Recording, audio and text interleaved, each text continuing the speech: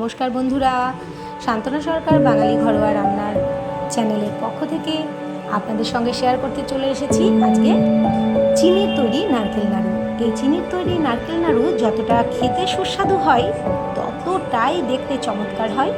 তো আজকে উপকরণ হিসেবে নিয়েছিলাম আমি চারটে নারকেলকে আমি ভালো করে কুড়িয়ে নিয়েছি। কোড়ানোর সময় খেয়াল রাখতে হবে যে সাদা অংশগুলোই নেব, কালো অংশগুলো নিলে পারে নাড়ুর সৌন্দর্যটা নষ্ট হতে পারে।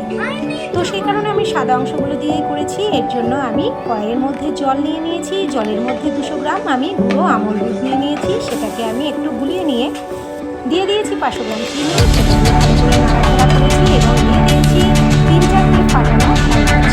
পুরোটা আমি হাতের সাহায্যে ম্যাশ করে দিয়েছি।